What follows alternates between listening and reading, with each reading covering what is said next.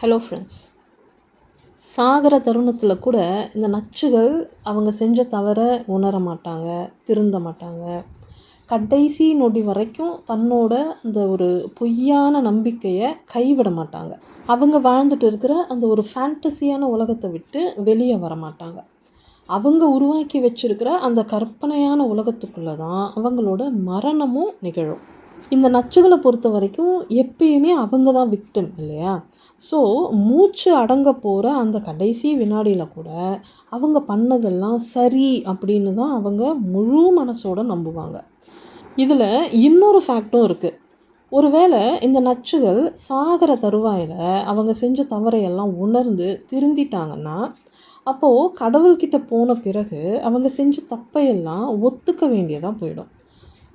அதுக்கப்புறம் அதுக்கான அக்கௌண்டபிலிட்டியை அவங்க எடுத்துக்க வேண்டியதாகவும் போயிடும். ஆனால் இதெல்லாம் இவங்களோட கொள்கைகளுக்கு அப்பாற்பட்ட விஷயம், கொள்கைகளுக்கு எதிரான விஷயம் இல்லையா?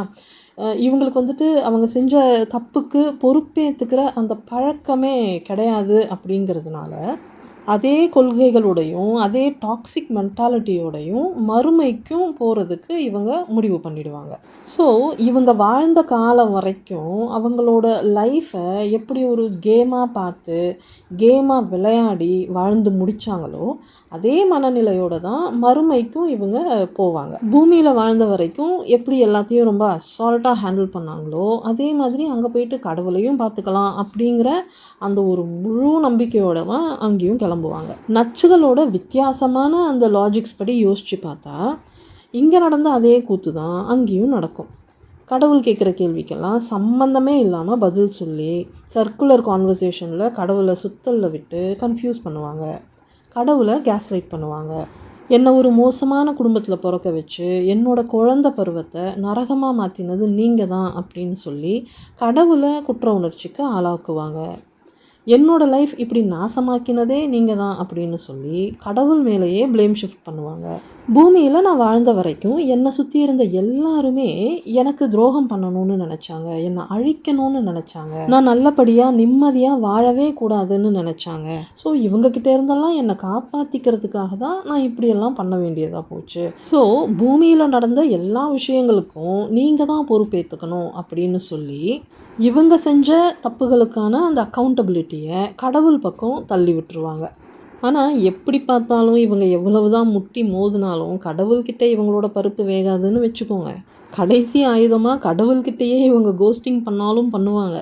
அதுலேயும் இப்போ இவங்க நிஜமாகவே வேறு கோஸ்ட்டாக ஆயிட்டாங்க இல்லையா? அப்போ யோசிச்சு பாருங்கள், இன்னும் வேறு லெவலில் கோஸ்டிங் பண்ணுவாங்க இல்லையா?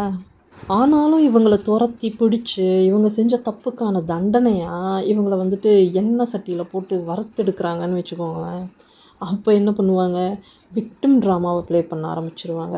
என்னை பார்த்தா உங்களுக்கு பாவமாகவே இல்லையா? ஒரு அப்பாவியை போட்டு இப்படி கொடுமை பண்ணுறீங்களே, நான் பூமியில் உயிரோடு இருந்த வரைக்கும் என்னோடய பேரண்ட்ஸு, லைஃப் பார்ட்னரு, பிள்ளைங்க, சுற்றி இருந்தவங்கன்னு எல்லாரும் என்னை கஷ்டப்படுத்தினாங்க, யாருக்குமே என்னோடய வலியும் வேதனையும் புரியலை, செத்த பிறகாவது நிம்மதியாக இருக்கலாம் அப்படின்னு நினச்சிக்கிட்டு இங்கே வந்தால் ஒரு கடவுளாக இருந்துக்கிட்டு நீங்களும் என்னை இப்படியெல்லாம் கொடுமை பண்ணுறீங்க, என்னை படைத்த உங்களுக்கு கூட என்னோடய வலியும் வேதனையும் புரியலையே அப்படின்னு சொல்லி கடவுளையே இமோஷ்னலாக அட்டாக் பண்ணுவாங்க. நச்சுகளோட இல்லாஜிக்கல் திங்கிங்கை பேஸ் பண்ணி இவங்க இப்படி தான் நடந்துப்பாங்க அப்படின்னு நம்ம சர்க்காஸ்டிக்காக இந்த மாதிரி பேசினாலும் கடவுள்கிட்ட இருந்து இவங்களால தப்பிச்சு ஓட முடியாது இல்லையா?